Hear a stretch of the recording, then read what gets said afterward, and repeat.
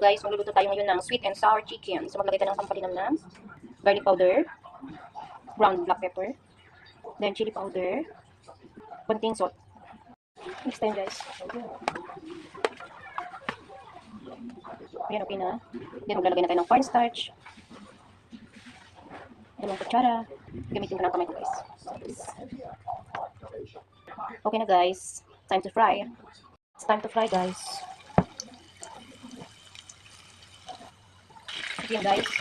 Nag-brown yan.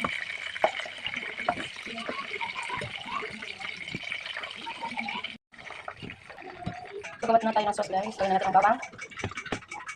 Lagyan na natin yung ketchup, mga tubig, pati asin, chili flakes, brown pepper, pampalinamnam. Lagyan na natin itong red onion, red bell pepper. Lagyan tayo ng konting cornstarch. Lagyan tayo ng konting suka. Lagyan na natin itong pancake guys.